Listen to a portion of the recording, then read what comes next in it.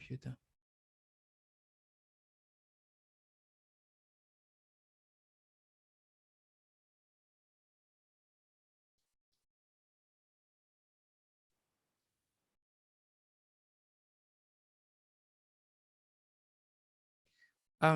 Is everything all right? Yes. Great, great, great. Let's go. Um, so hello everyone. Today we're going to talk about the crude relationship between two variables when the outcome variable is binary and the data is uncorrelated. We are going to look at what these terms mean. This is the layout. We're going to talk about like some little preliminaries and then talk about what determines the type of analysis to be used to assess the strength of evidence against the null hypothesis. And then we have a brief description of the data set that's going to be used. And we'll talk about chi-square test of independence and multiple Fisher's test with dummy variables. And then finally, we'll talk about regression models and the different p-values that can result from whatever regression analysis you're doing to assess the relationship or the strength of evidence against the null when you have two variables. Suppose a crime, say a murder, was committed in your neighborhood and you became a suspect. Normally, the police can't just come to your house and arrest you because you benefit from the presumption of innocence. That is, you are not a criminal. And that's the null hypothesis. You are not a criminal until proven otherwise. The hypothesis that describes the situation that you are unrelated or not associated with the crime. If they realize that you have the same morphology as the criminal that was described by witnesses of the crime, they would have some evidence against the null hypothesis, but that might not be enough to say, like, arrest this guy. Now, if they conduct a search in your house and find weapon that was used to commit the murder, or the police finds other things of the same evidence level, the police might arrest you because they have found strong evidence against the null hypothesis. Now, you are arrested. You're waiting for your trial. If the police discovers more evidence against the presumption that you are innocent, such as concordant fingerprints and a suitable motive, the judge will likely condemn you for murder. That's exactly what's happening during research. A hypothesis test is a sort of investigation that contributes to assess the strength of evidence against the null hypothesis that the data collected suggests. We usually say that we test for an association or we test our research hypothesis, but strictly speaking, whatever investigation we're carrying out is not grounded on the alternative hypothesis or the research hypothesis. You are just trying to find out whether the data collected matches the null hypothesis. If it doesn't match, you would say that we have evidence against the null hypothesis. If it matches, we would say we don't have evidence against the null hypothesis.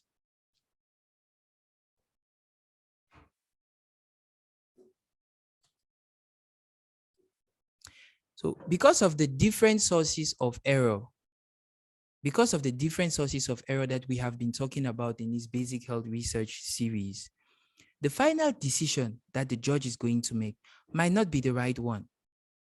You could be condemned when you are truly innocent, that is a false positive, or set free when you are a serial killer, that is a false negative. I think it has been generally agreed that the worst thing for a judge to do is to deprive an innocent man from freedom. Therefore, in an ideal judiciary system, there is going to be some sort of a conservative approach. That is, the judge might tend to maintain the null hypothesis until very solid and robust evidence have been found against the null hypothesis.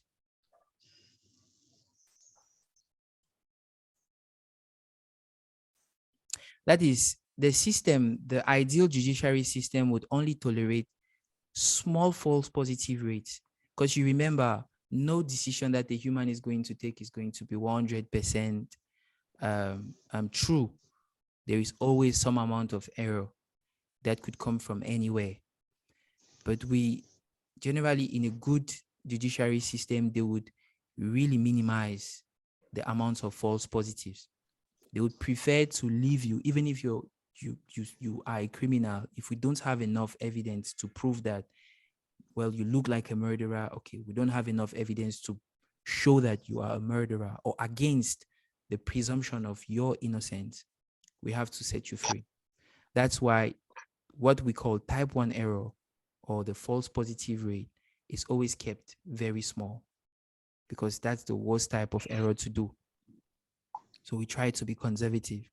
And on the other hand, we are more tolerant when it comes to false negatives.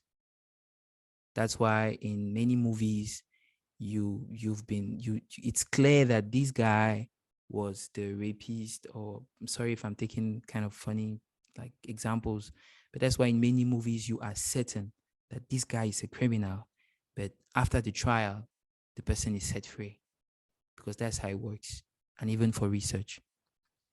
So the usual type 1 error rate that's allowed in research is 5%. And the usual type 2 error rate that's allowed in research is 20%. Now, these are arbitrary values, but we need to start from somewhere. Basically, it means that in every research that has found something, you are likely to find like 5% of this research that have false positives.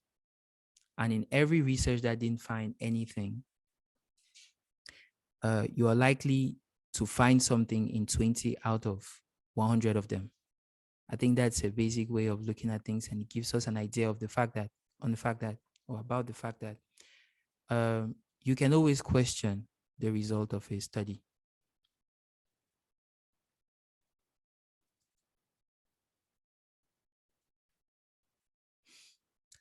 So there are different parameters that could help us to choose the appropriate analysis for our data.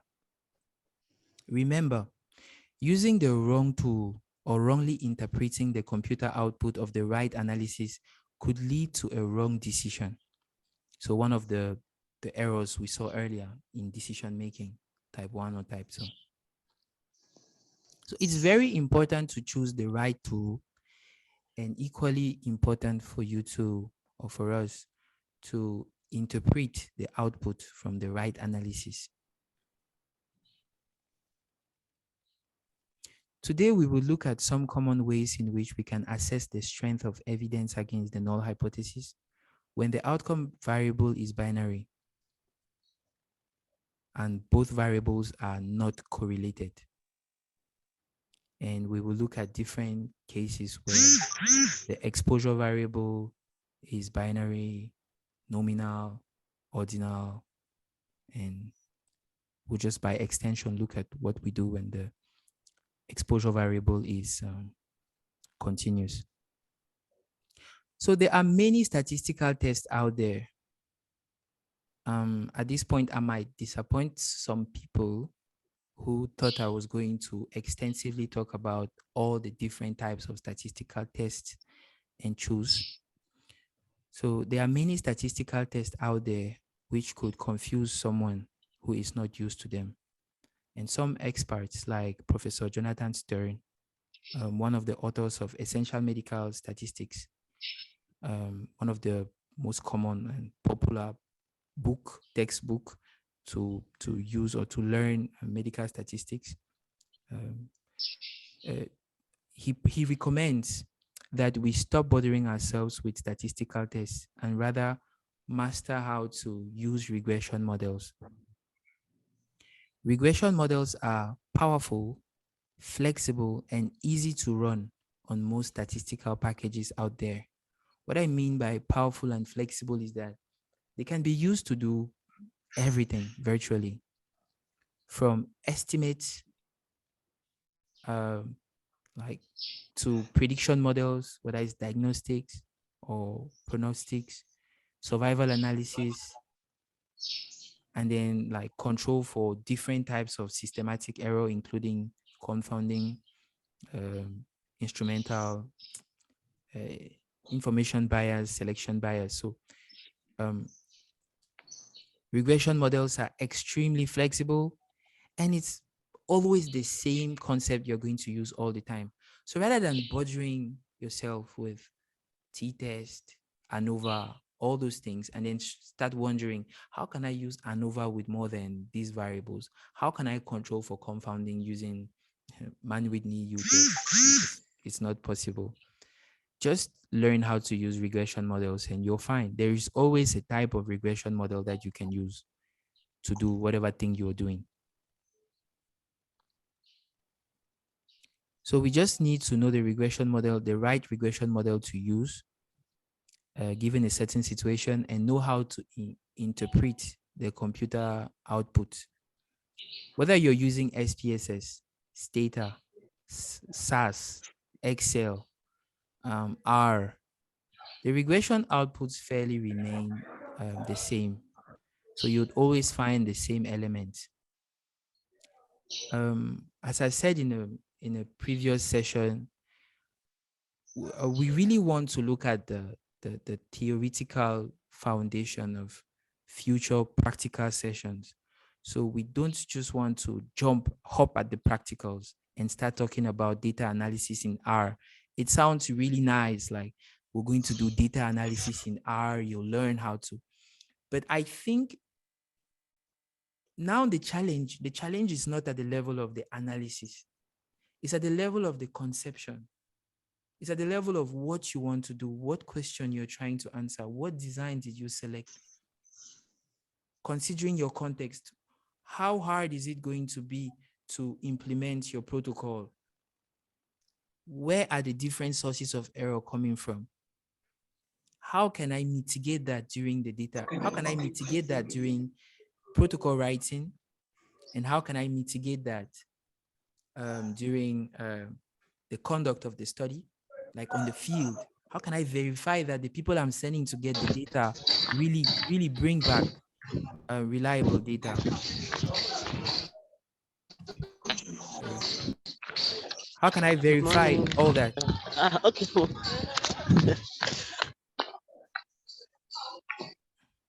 Okay. That's what matters more than um, the analysis one is running,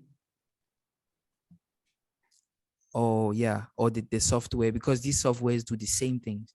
So the only thing I can say is that Excel and APM4 might be limited in certain aspects when you want to do like survival analysis, or run or do very advanced statistics. Maybe I don't know, um,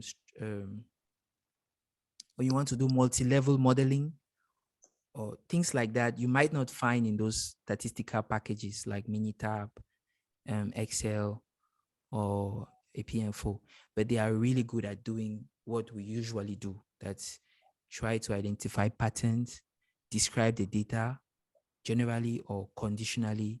They are really good. So I wouldn't stand and say a software package is ultimately better than another. Obviously, everyone knows that R does everything and it's free. So it's kind of a good thing to say, okay, if I have to learn one thing, it would be R, because I wouldn't have to pay license. Stata license cost, the standard edition that we have is about $600, something like that. $600 in CFA francs. That's like 380, 400,000 CFA francs, and that's just for 1 year. Can you imagine? SPSS might be fairly less. I don't know about SAS. So what many people do is that they crack the software. But what should we do? What can we do? We're in Africa. We have to do something. So yeah. So there's no ultimately better software. So as the title says, we are going to look at the case where the data is uncorrelated. Is very important. So what does uncorrelated mean? It just means that from the word go, you don't have anything that tells you that one variable is related to the other. For example, if you want to assess whether a sports program is effective, and one of your outcome is the BMI of your participants. If you measure the BMI of someone before, no matter how effective your sports program is, there is a high probability that the BMI after is related to the BMI before. So at that point, we'll talk about correlated data. And it could also, there are many situations where there are correlated data. If you're studying twins, for example, identical twins, they likely have the same morphologies. So whatever thing you're having for one twin is going to be is going to some extent predict what you're going to find on the other twin in most cases.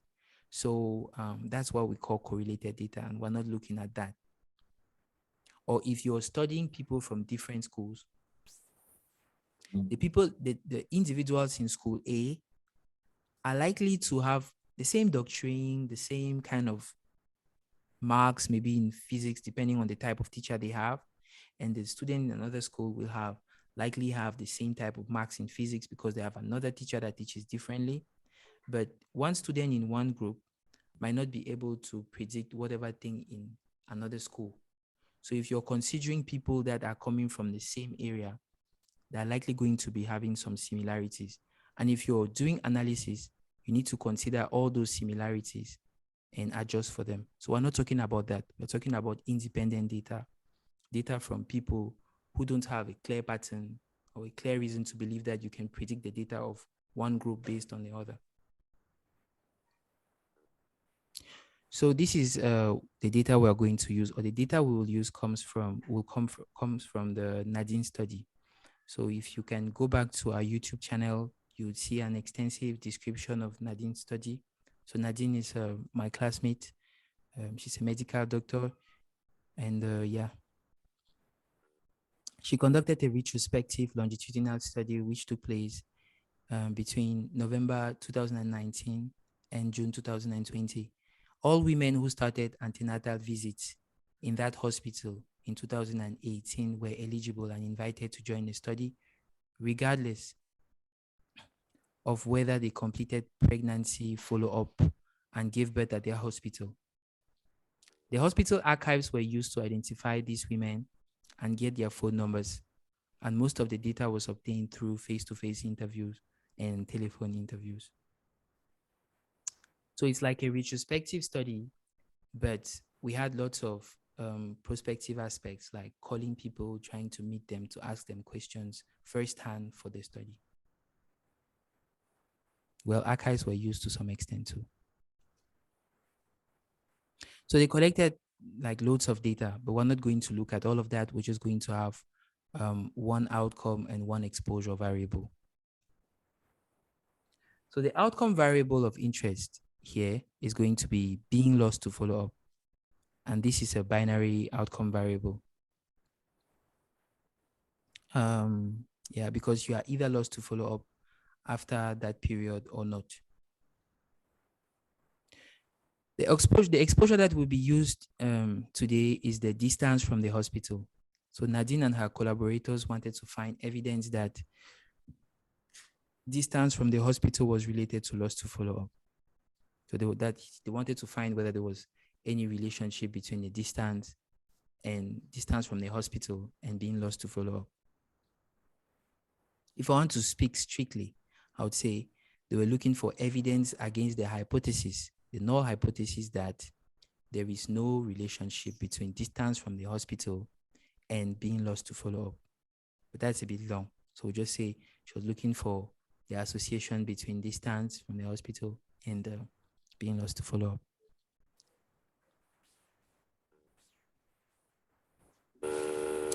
And their research hypothesis. Oh, someone is having horrible sound somewhere. Okay, that's fine.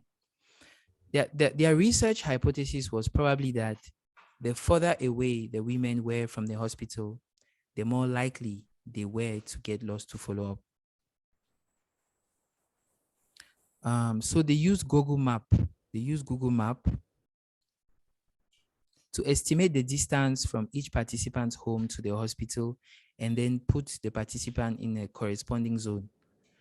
So this is something that's done. I think this is not the only study where I've seen this done.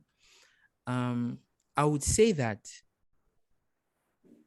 ideally, if you do this type of things, just keep the raw distance for each participant rather than recording the zones, because we're losing a lot of information from that, a lot, because lumping people into zones is really, really reducing the power that we can have from the data. So this is an example. The white spot here represents where the fishboard study room is found at Emana. And here is the Gyneco-Obstetrics and Pediatrics Hospital, Ashgopi. That's how we call it in Yaoundé. And the distance from the fishboard study room to that hospital is 9 minutes. So I'm 3.5 kilometers away from there, according to Google Map. And she redistributed everyone's distance into zones. So I figure in zone A. So someone who is 0.7 or 0.2 kilometers away from the hospital is still in zone A. And someone who is 4.9 kilometers is still in zone A. So we're kind of flattening everyone here, which is not the best thing to do, but it's something that you can do if you feel that people in each zone are sufficiently similar. So yeah, that's it. So the cross here stands for the Gyneco-Obstetrics and Pediatric Hospital, Ashgopi.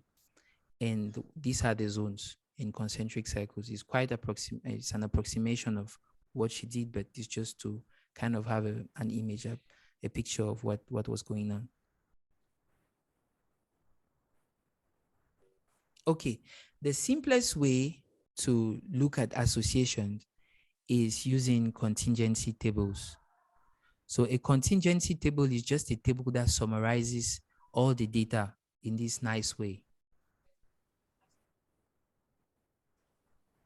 Okay, so here we have the different zones, and this is the total of the women who were found within that zone. So she had 405 women in total. So to determine whether two categorical variables are related, the simplest thing to do is to construct a table like this one, what they call a contingency table or crosstab. It's a powerful summary of the data concerning these two variables. This is a 4x2 contingency table because there are 4 rows, one for each zone, that's A, B, C, and D, and 2 columns, one for those who were lost to follow up and the other for those who were not lost to follow up. Then we have totals for each row at the end of each line, and then we have the total of each column at the bottom. So this is a traditional way of presenting. This is like the traditional way of presenting data. Unless otherwise specified. Even Prof. Ngefak taught me this. I mean, when I was not even in medical school, we had some work and he was like, the traditional way of doing things is giving the row percent. And it's very important you would understand why. So people usually wonder what they have to put here. Is it the column percent? Oh, sorry. What's happening? So is it the column percent or the row percent? So the column percent is going to be 101 divided by 166. 52 divided by 166. But that's not what was done here. Here what was done was 101 divided by 263. and so on. That's what's recommended. So we see that the proportion of loss to follow-up in the data set in general is 41%. This is it. So 166 divided by 405. So this is the proportion of loss to follow-up in the whole data set.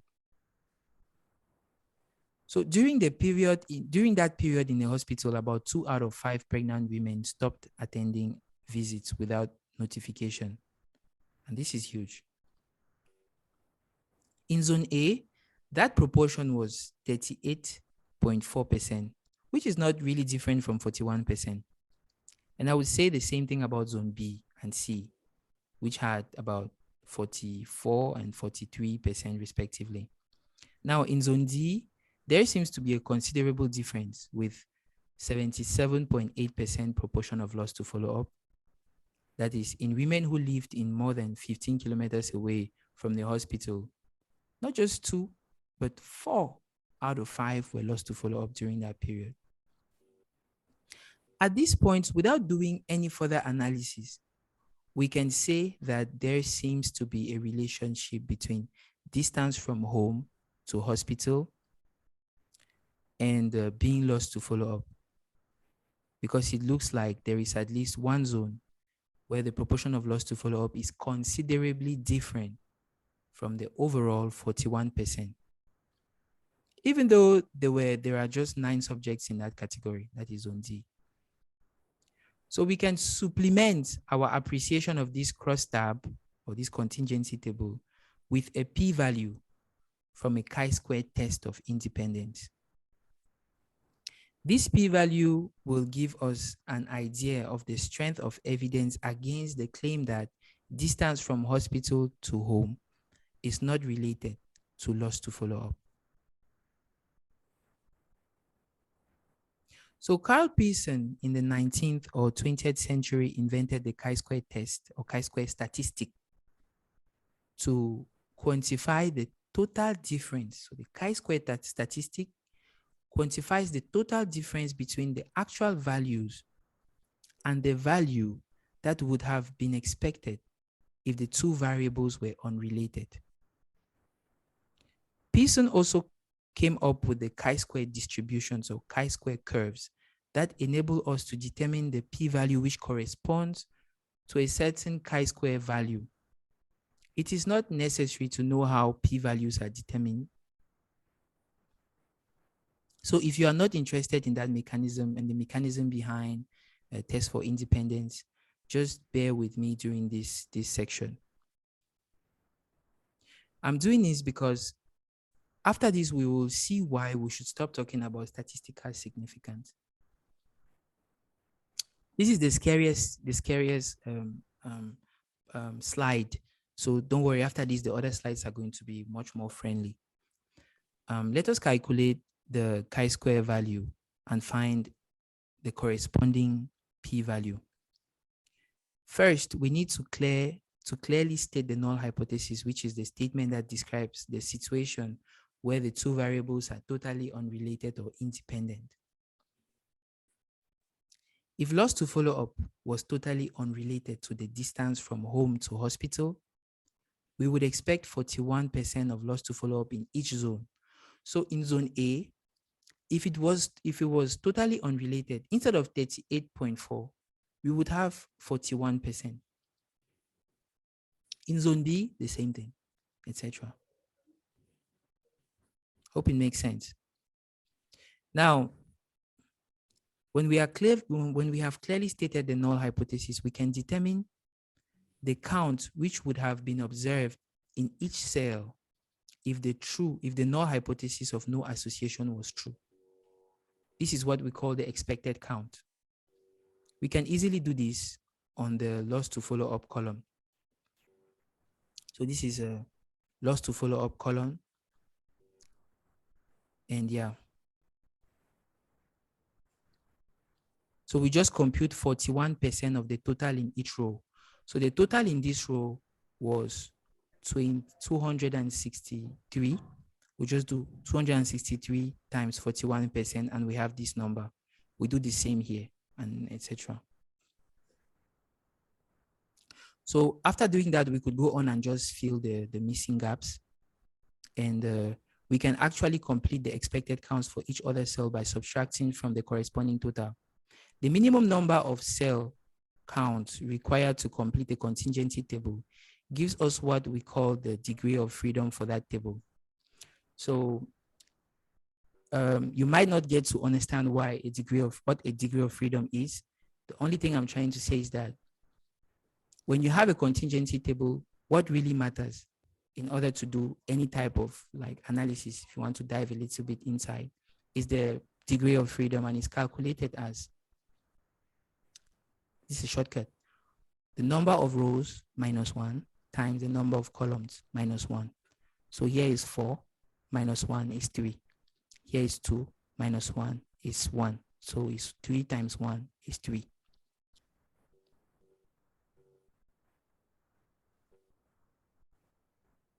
Now that we have our observed and expected counts, we can compute the average of the squared deviations from what is expected in each cell, and then add everything up to get the chi-square value for this table. We need to square the deviation, the expected value, to avoid negative numbers. Otherwise, it would sum up to 0. When we do this, you see it's very similar to what we are doing when we are trying to find deviation. So this is between each value and the mean value of them summing up to 0. When we do that, we obtain a total chi-square value of 6.2. Notice the cells in the zone D category contribute massively to these chi-square statistics, indicating that the cell deviation, that these cells deviate from what we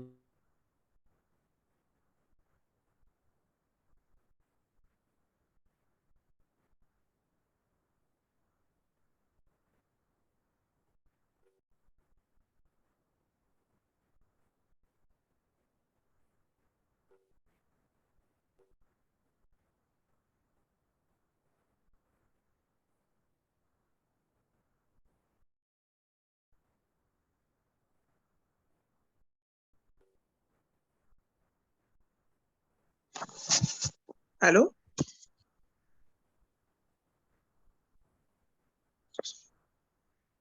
Allô?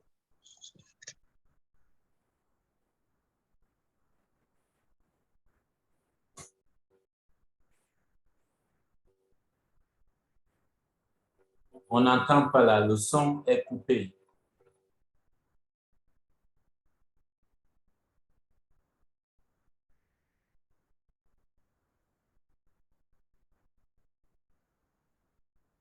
The audio is off.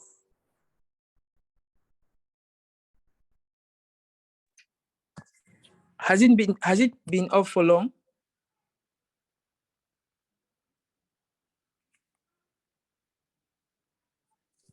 Yes, it has been off for long. We're talking about the chi-square. Oh. It stopped when you, just after you talk about the value of the chi-square at 6.2. I'm explaining that it was really influenced by the values on the line D. Okay, let me try to do something. Thank you so much for reminding me.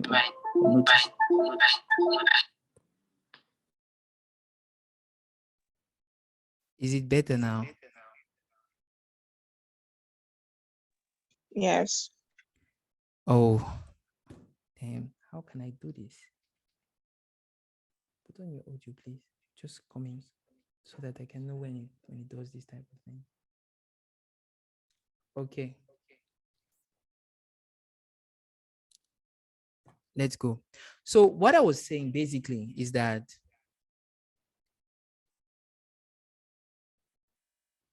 if there was no relationship, if the null hypothesis was absolutely true, you'd expect this 41% to be the rate of loss to follow up in each of these cells. Like here would have been 41% and here would have been 59%.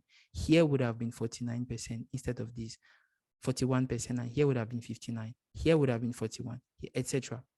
So you just do 41% of the total, you have the count. 41% of this total, and you have what they call the expected count if the null hypothesis is true. You do 41% of 14, you will have 5.7, which is the expected count if the null hypothesis was true. You do it for all the other cells. That's with this cell too. Then you try to get the deviation, that is 107.4, what we expect, minus 101, gives you a number. You square it. So you square it and divide by 107. You get, I'll call it the mini chi-square statistic for this cell. Do the same thing here. You have the mini chi-square statistic. And then when you add it, you have the total contribution of the final chi-square for this row. So what I'm just trying to show here is that we have this guy who massively contributes to the total chi-square value, indicating that maybe when you are very far from the hospital, you are really less likely to come in. The only bad thing here is that we have just 9 people, and these 9 people likely not be enough to totally change the trend. May not be enough to change the trend. There are some conditions that are required to do a chi-square test. I won't get to that. I just want us to have the general idea. Now, let's continue. If the data observed were perfectly consistent with the null hypothesis, the chi-square value will be 0 because the expected and observed counts will be the same in each cell. The greater the difference between the data collected and what we would have expected if the null hypothesis was true, the greater the size of the chi-square. Due to pure chance, we could observe a chi-square which is different from 0 when the null hypothesis is still true.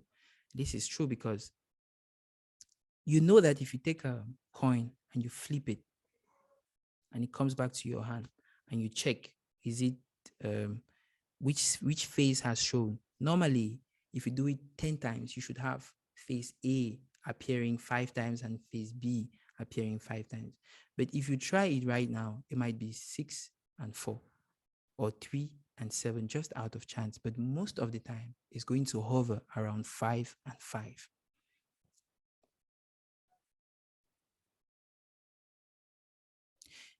But it is unlikely for us to observe a large chi-square value when the null hypothesis is true. The p-value comes in at this point to indicate how likely is it that we can have a chi-square value equal or greater than what we have calculated, assuming the null hypothesis was true. That's what the p-value comes to do. So let's get back to the problem. Here I got a chi-square value of 6.2, which when projected onto the appropriate chi-square distribution corresponds to a p-value of 0.1. So this means that out of luck, we can have a chi-square value of 6.2 or greater 10% of the time. That's what this means. So there are different chi-square distributions depending on the degree of freedom. Our degree of freedom was 3. So we use this particular graph that I got from this website.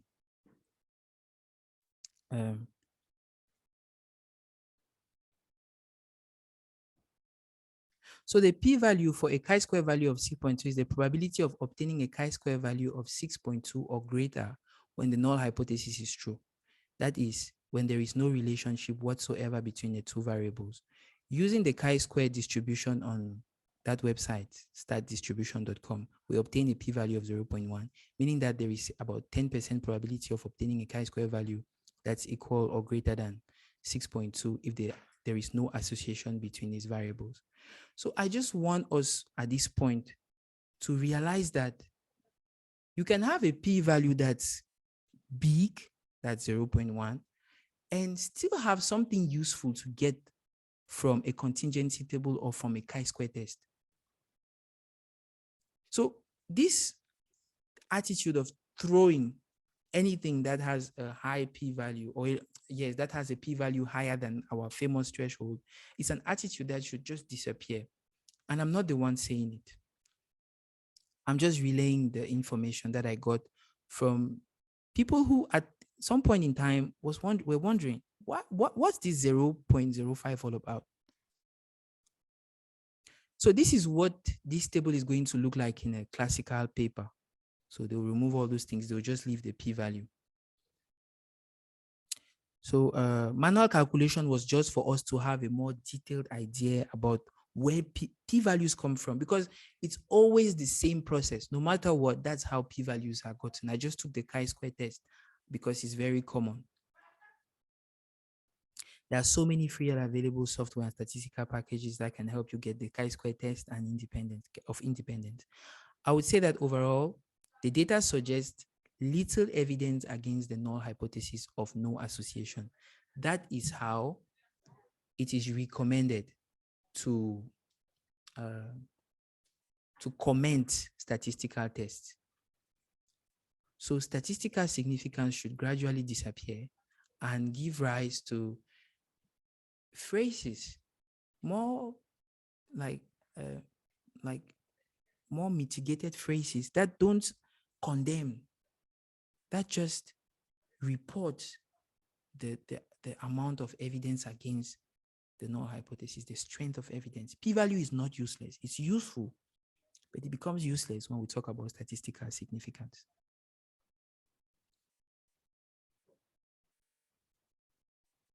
So before I go ahead, I must say that we have two types of studies in health research. We have studies that are hypothesis like driven and studies that are hypothesis generating. I'll take an example. In molecular epidemiology, millions of statistical tests are conducted. For example, in what we call genome-wide studies, where they kind of take people's genetic information. You know that the genome has, I don't know, thousands of genes, and then each gene has nucleides like.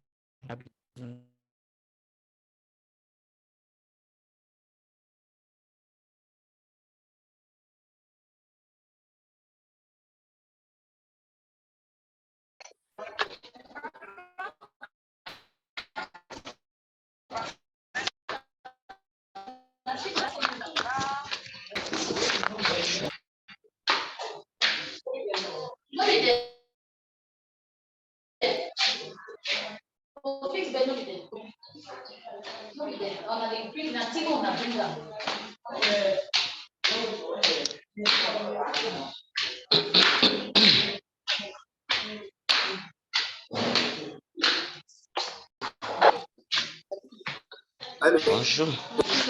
Oh. Hello. Okay. C'est comment? Okay, let's go. Sorry, I don't know what's happening with my sound system. So yeah, studies that are hypothesis generating, they rely on p-value thresholds. I did not say that is useless. They really rely on that.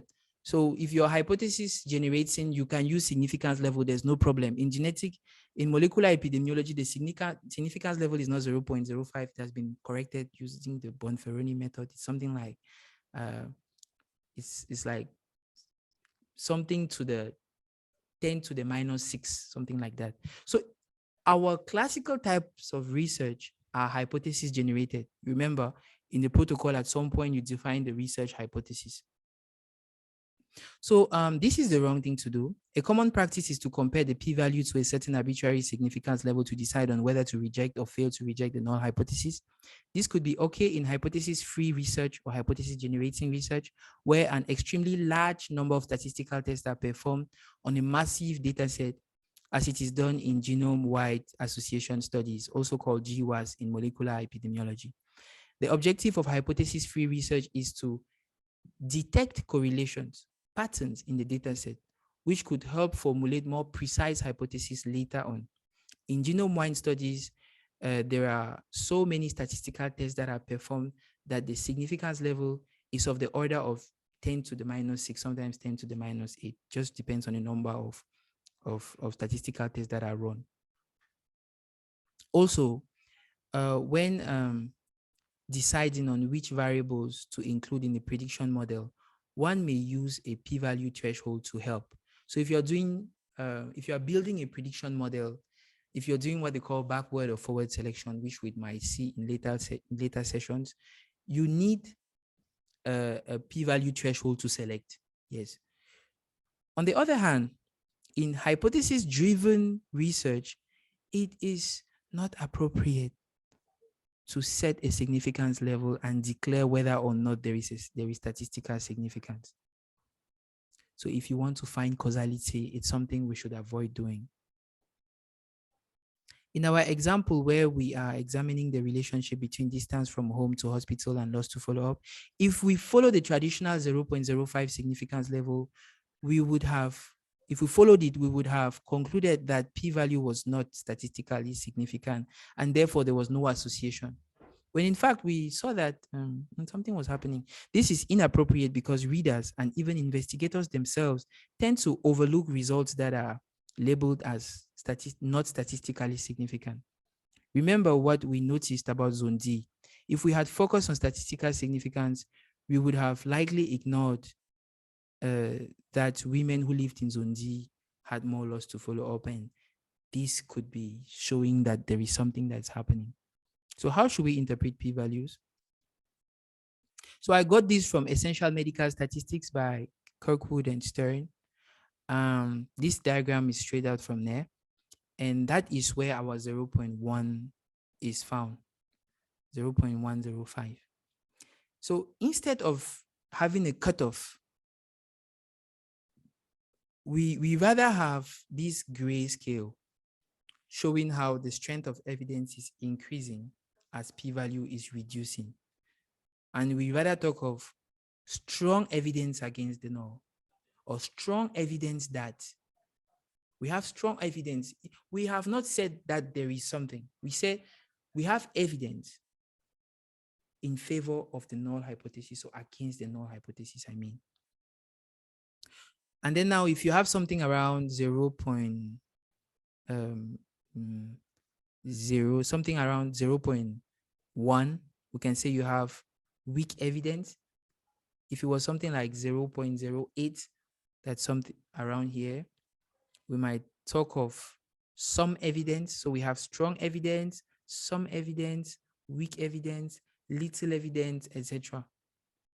So what you use for a particular scenario depends on you. The p-value should be interpreted as an indicator of the strength of evidence against the null hypothesis, with no specific threshold above which it becomes magically more important or so distressing, or below which it becomes so exciting. You know, we all have, I have gone through that during your defense, when before your defense, when you're analyzing your data and your supervisor is like, so how is it? You're like, nothing is statistically significant. And you're like, nothing is statistically significant? What do you mean? This type of things is really frustrating. So many students just create statistical significance. I had someone who called me and was explaining that he already knew how to calculate p-values. I said, how do you do? He says, you divide the row percent by the total number of people. I'm like, wow. I say, when I do that, I always have significant p-values. Can you imagine what some people are really doing with the data out there? Oof. So p-values lie on a continuous scale. Hence, it doesn't seem logical that similar values such as 0.04 and 0.06 are given totally different interpretations based on an arbitrary cutoff value of 0.05. So 0.04, that is 4%. Is it really different from 6%? So why is it that when somebody has 4%, he's very excited? When he has 6%, he's like, oh, I missed it. No, you didn't miss anything, because 0.4, 0.04 and 0.05, 0.06, they're the same things. So you still have some evidence against the null hypothesis. So on this diagram, we see that as we leave from 1 to 0, the p-value progressively suggests stronger and stronger evidence against the null hypothesis. Dichotomizing p-values into significant and non-significant completely disregards the context of the findings. So we saw, and you see, people don't even care about what we did. They just say it's not significant, it's not important. We saw that proportion of loss to follow-up was 77, which seemed to be relevant percentage compared to the overall 41% proportion of loss to follow-up. If we had jumped directly to p-values, we would have missed that point. Another issue is the term statistical significance somehow promotes the belief that findings that have a p-value greater than 0.05 are not useful or are failures. I don't think not having, I don't think even a p-value of 1 is a failure. I think that if you have not found evidence, it really just means that you have not found evidence against the null hypothesis. It doesn't mean that the null hypothesis is true or that the alternative hypothesis is false. It just means that there is no evidence to say that the null hypothesis should be rejected. That's just what it means, and it should remain that way. So this could contribute to what is known as publication bias, which is a phenomenon which is mostly affecting studies with small sample size. And when you have small sample size, there's a very high probability that you are not able to detect differences, and you will have very high p-values. Even if there is something, you will have a high p-value. So you have many false negatives because you have a small sample size. And you will not publish. You'll be like, I really did everything. I conducted my study well, and I really thought there was something that I would find, but I didn't find anything. This is a failure. I will just dump this. And then when Dr. Binya and other systematic reviewers are going to come and try to synthesize all the evidence, your study, which actually found that there was no effect, will not be included in the systematic review.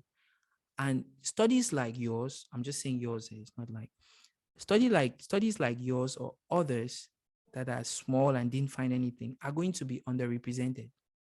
On the other hand, studies that find spurious associations by chance are going to be overrepresented. So we are going to have like a positive bias, a bias that tends to say that there is an effect, because small studies that had a by chance p-value are going to be present in the systematic review, while small studies that didn't find anything will not be present. So that's what they call publication bias, and it's a big issue. And I think, it's my opinion, that is entertained by this use of statistically significance, etc. So let's go. What time is it? Past 9. Let's go fast. Sorry, above time. So we are going to go a little bit faster because I think we have said the most important thing in this presentation. So let's just look at the different ways in which we could assess the strength of evidence between two variables when the outcome variable is binary. So the first thing that we did was a chi-square test of independence. Another thing that's commonly found is that we consider one group as the baseline group, and then we compare each group against that baseline. So it can be done manually. It can be done using computers. If you're using SPSS, it's pretty easy. So this is what you will have as output that you will put in a study. If this was your, this is how NAD present a relation.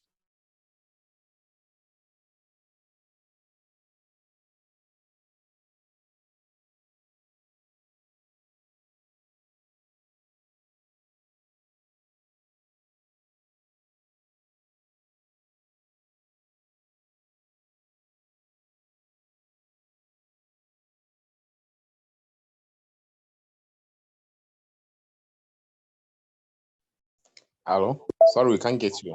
Yeah. Is it all right now? Yes, it's okay. Thank you. Amazing. So I won't get into odds ratios. I won't get into odds ratios today. You probably already know what it is. This means that this B 1.25 just means that you have you are more likely to be lost to follow up here compared to here. And it makes sense because your rate of loss to follow up is 43.7 and here is 38.4. So you are more likely here compared to here. This means the same thing. The rate here is 42.9 here. So that's, it just goes like that. And here, the odds ratio is very large, but the confidence interval is very wide because you just have few people here. So the guess is kind of very rough. And you see that when you look at things like this, you have some signal somewhere. Here you have a signal. Perhaps this is from what they call a Fisher's exact test, because you're comparing two groups, two categories, category A and B, on one side, A and C, then A and D. Yeah. The next slide. So this is another way of doing things. You could consider variable A, people who are in zone A compared to the others. So we take B, C, D as others. And then you take people who are in zone B and others. Then people who are in zone C and others. This is what people do. And this variable that's either one group or the other is what they call a dummy variable. Is quite common. I usually see it. So you see that you could have a situation where you're doing a statistical test with two variables, you have just one p-value, which is a general p-value. And the question what you're asking is the total differences from what is expected and what is observed. To what extent can we observe this type of differences when the null hypothesis is true? That's the first chi-square of independence. The second one is that you're taking each category and you're comparing to a baseline. That one is going to give you 3 p-values. This one is going to give you 4 p-values because you're taking each category and you're considering people who are there and not. So you're creating what they call 4 dummy variables. That's variable that is yes or no. Are you in A? Yes. Are you in B? A? No. Those are the 2 categories for each class. Now, the previous table could be presented like this. And it's important to have like these different ways of presenting associations because you could meet any of them in a paper and you are kind of flexible. When you know all this, you're kind of flexible with what has been done. Sometimes it's not clearly reported. Like they don't clearly say that this is what they did. You just have to guess. So if you find something like this with 4 p-values, 4 categories, they have likely transformed each class or category into a dummy variable and done a Fisher's test with the dummy variables. And of course, if you're comparing 2 things, you can always have a 2x2 tables like what you just saw.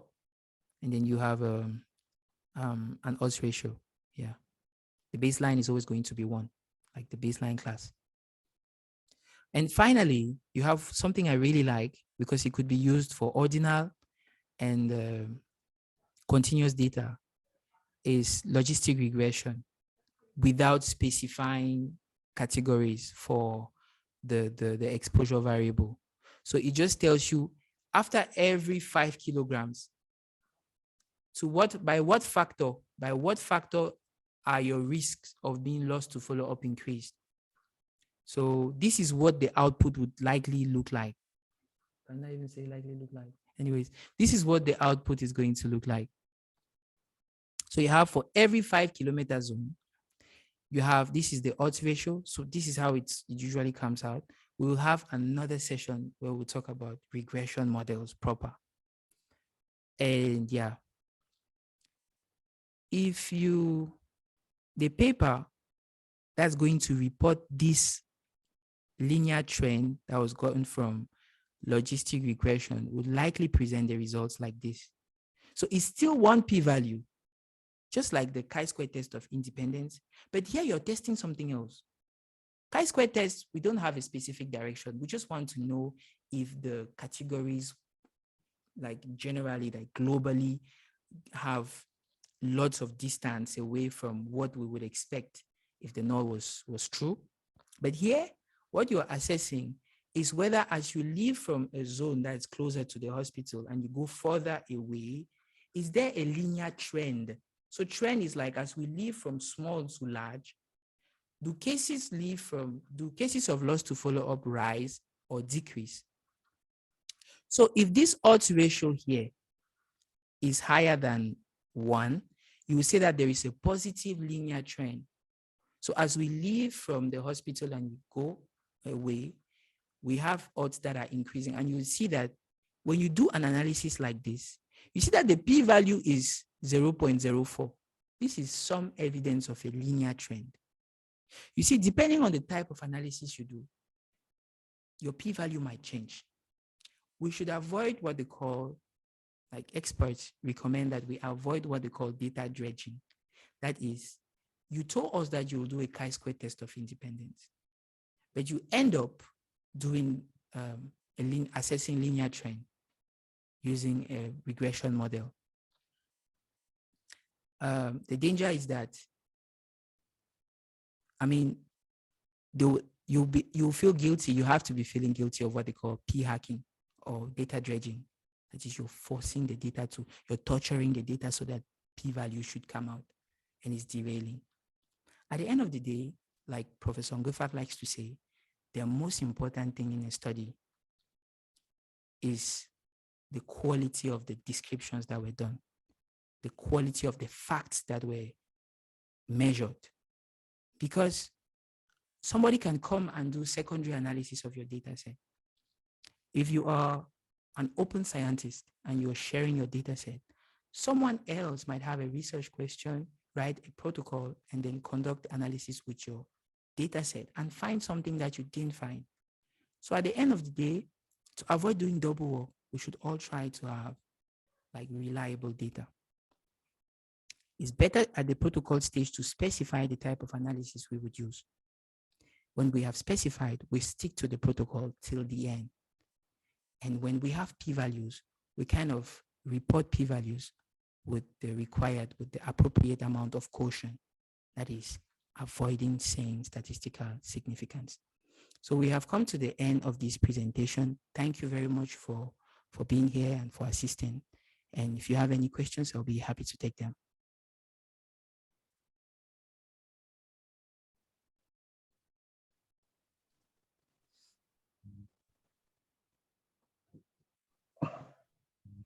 Hello. Hello. Yes, good morning, and thank you once more for the presentation. I think it's a very great way of promoting learning, as I've seen running. I think your title of your name on the Zoom is actually a good platform, and I really appreciate. I don't know, you mentioned something towards the end where you were talking about the chi-square test of independence. Yes. And at a given point, please, I don't know if you can just roll to that point. Where? Where you mentioned there was just one reference. Yes, no, just one reference. Yeah. No, just ahead. Okay, here where there is reference. Okay, yeah. Okay. Here this is where you talk of chi-square test of independence.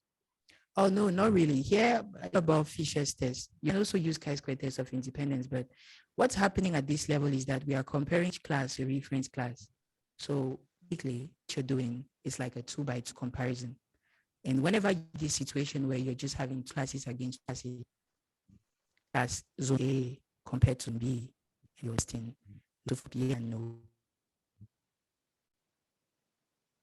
Yes. Okay. I wish to know if it's not possible to run a because when I look at this, to me, it seems just to be like a univariate something, a univariate, for instance, a univariate logistic regression. If I want to like run a univariate logistic regression, I usually just present a table like this. Particularly when I see on the table, the headings of the table, the odds ratio. Yes. So what comes to my mind is like looking, like thinking about already logistic regression. Perfect. You are absolutely yeah. right. That's a very nice way of doing it. You could like just insert in a simple logistic regression model where you have a binary outcome and then you have an exposure variable with 4 categories, which is the case, and then you precise that category A is the reference category. So logistic regression does this so well. So you're verifying that's exactly what's happening here. So what the regression model is going to do is that you consider your baseline category, and then it's going to compare each other class, take it as a value, and separately compare each class with the baseline, like this against this, this against this. I was really focused on the fact that sometimes a multinomial exposure variable like zones that has many categories is going to be compared with a binary outcome variable, and you're going to have 3 p-values and 3 odds ratios. It's one way of doing things. And it's nice that if that's how you're going to do it, you just specify the category that's going to be your reference in your data analysis plan. So you're absolutely right. Yeah. Okay, thank you. You're welcome, sir. Is there any other question?